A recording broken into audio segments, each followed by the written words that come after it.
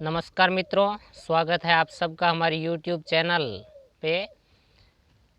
आज हम कक्षा 12 की बोर्ड परीक्षाओं को ध्यान में रखते हुए कक्षा 12 की राजनीति विज्ञान की फर्स्ट किताब के लेसन शुरू करने जा रहे हैं। कक्षा 12 की राजनीति विज्ञान की जो पुस्तक है उसका पहला जो पाठ है उसका नाम है न्याय, और इस न्याय पाठ के बारे में आज हम लोग चर्चा करेंगे मित्रों। ये जो न्याय पाठ है बोर्ड परीक्षा सन 2020-21 का जो सत्र है उसमें इस पाठ को हटाया नहीं गया है, और ये भाग अ की फर्स्ट इकाई का पहला पाठ है जिसका नाम है न्याय। आज हम इसी पाठ को पढ़ने जा रहे हैं। इसी पाठ की पहले संक्षिप्त चर्चा करते हुए हम लोग इस पाठ को बड़े विस्तार से और ध्यान मग्न होकर के बड़े आनंद के साथ पढ़ेंगे। तो पहला पाठ है न्याय, और न्याय क्या है इसके बारे में हम लोग अभी चर्चा करेंगे। न्याय की अलग अलग विद्वानों ने अलग अलग परिभाषाएं दी, लेकिन हम लोग यहाँ पर क्या करेंगे कि न्याय की अलग अलग जो विद्वानों ने अलग अलग परिभाषाएं दी है उन परिभाषाओं के आधार पर न्याय को हम पढ़ेंगे। अपनी सुविधा के लिए हम न्याय को 3 भागों में बांट सकते हैं। न्याय की अवधारणा को हम लोग 3 भागों में बांट सकते हैं। नंबर 1 प्राचीन कालीन न्याय, नंबर 2 आधुनिक कालीन न्याय, और नंबर 1 प्राचीन कालीन न्याय, नंबर 2 मध्यकालीन न्याय है, और नंबर 3 है आधुनिक कालीन न्याय। प्राचीन कालीन न्याय की बात करें तो प्राचीन काल में न्याय की अवधारणा को प्रतिपादित करने वाले 2 विद्वान थे। नंबर 1 प्लेटो और नंबर 2 अरस्तु। प्लेटो और अरस्तु को न्याय के प्राचीन विचारक माना जाता है। नंबर 2 नंबर पे जो न्याय आता है वो है मध्यकालीन न्याय। मध्यकालीन न्याय की अवधारणा देने वाले 2 विद्वान हैं। नंबर 1 संत ऑगस्टाइन और नंबर 2 थॉमस एक्विनास। इन दोनों विद्वानों ने मध्यकाल में न्याय संबंधी विचार प्रस्तुत किए थे। तीसरा जो न्याय है उसको बोलते हैं आधुनिक कालीन न्याय, और आधुनिक कालीन न्याय की अवधारणा देने वाले जो विद्वान हैं उनमें नंबर 1 डेविड ह्यूम आते हैं, नंबर 2 जर्मी बेंथम आता है, नंबर 3 जेम्स मिल आता है, नंबर 4 जॉन रॉल्स आता है। ये विद्वान आधुनिक युग के विद्वान माने जाते हैं जिन्होंने न्याय के बारे में अपनी अपनी राय दी, अपनी अपनी परिभाषाएं दी। हम सबसे पहले चर्चा करेंगे कि ये प्राचीन कालीन न्याय क्या है। प्राचीन कालीन न्याय में सबसे पहले हम लोग जिस विद्वान के बारे में चर्चा करेंगे वो विद्वान है हमारे प्लेटो। तो आइए मित्रों हम लोग शुरुआत करते हैं न्याय की अवधारणा को 3 भागों में बांट करके। प्राचीन कालीन न्याय की अवधारणा के 2 विद्वान, मध्यकालीन न्याय की अवधारणा के 2 विद्वान, और आधुनिक कालीन न्याय की अवधारणा के कुछ विद्वानों के बारे में हम लोग चर्चा करेंगे। सबसे पहले हम चर्चा करेंगे कि प्राचीन कालीन न्याय की अवधारणा के जो पहले विचारक है जिनका नाम है प्लेटो।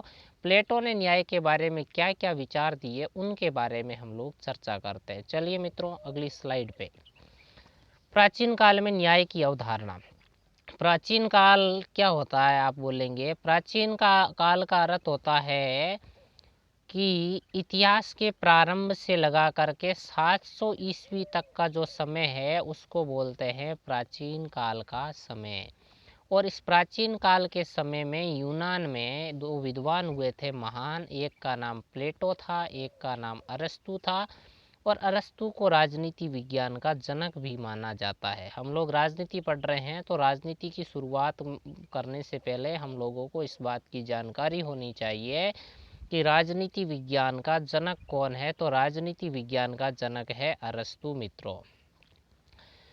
पाश्चात्य राजनीतिक चिंतन में इस अरस्तु के गुरु थे, उनका नाम था प्लेटो, और प्लेटो के गुरु हुआ करते थे उनका नाम था मित्रों सुकरात। आप बोलेंगे कि प्लेटो के गुरु कौन थे, तो प्लेटो के गुरु थे सुकरात।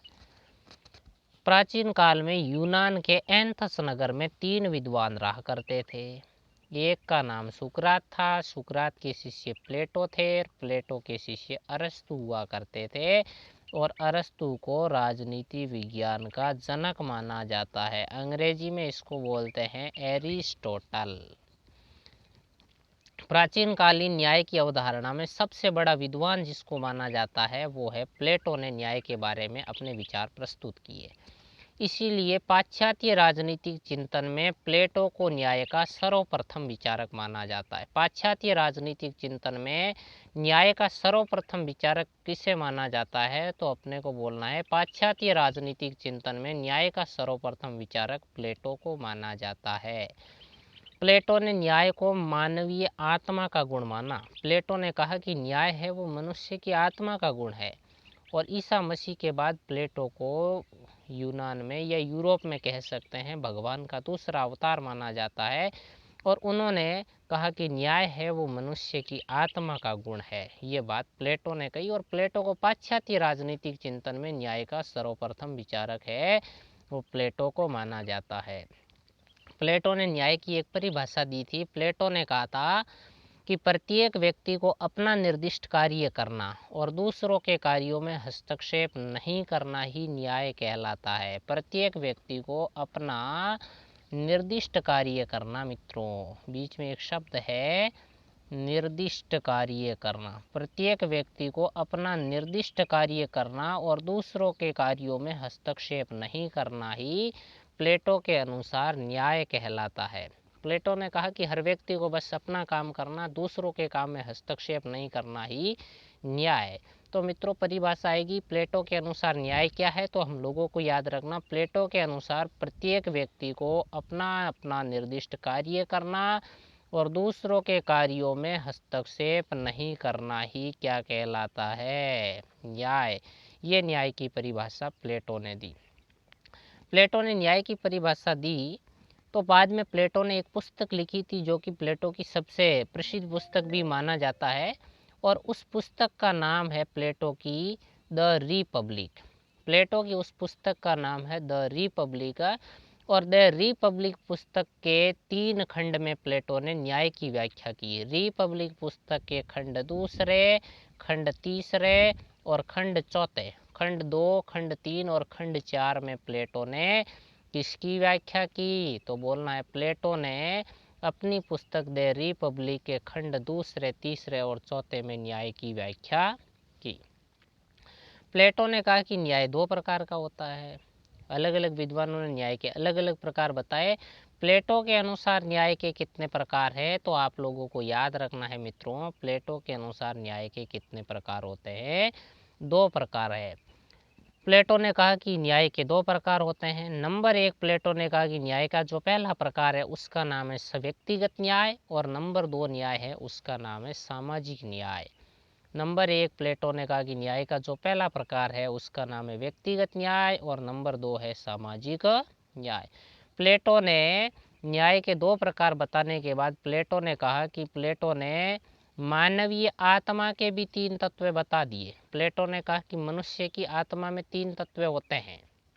नंबर 1, उसने कहा कि हम लोगों के आत्मा में बुद्धि होती है, तृष्णा होती है, शौर्य होता है। कैसे होता है आप बोलेंगे, तो 1 मिनट अगली स्लाइड पे चलते हैं।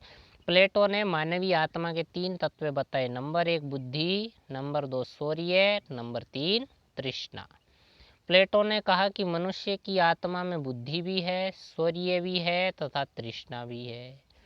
इस आधार पर बुद्धि, शौर्य और तृष्णा मनुष्य की आत्मा में पाए जाने वाले 3 तत्वों के आधार पर प्लेटो ने समाज को 3 भागों में बांट दिया। प्लेटो ने समाज को भी कितने भागों में बांटा, 3 भागों में। प्लेटो ने कहा कि समाज का जो पहला भाग है उसका नाम है शासक वर्ग। नंबर 1 कौन सा वर्ग है, शासक। नंबर 2 सैनिक वर्ग, और नंबर 3 उत्पादक वर्ग। मनुष्य की आत्मा के 3 तत्वों के आधार पर प्लेटो ने समाज को भी 3 भागों में बांटा। नंबर 1 शासक वर्ग, नंबर 2 सैनिक वर्ग, नंबर 3 उत्पादक वर्ग। फिर प्लेटो ने कहा कि समाज का वह वर्ग जिसमें बुद्धि का अंश ज़्यादा है उसको शासक वर्ग में गिना जाना चाहिए। समाज का वह वर्ग जिसमें शौर्य का अंश ज़्यादा है उसको सैनिक वर्ग में गिना जाना चाहिए। और फिर प्लेटो ने कहा कि समाज का वह वर्ग जिसमें तृष्णा का अंश ज़्यादा है उसको उत्पादक वर्ग में गिना जाना चाहिए।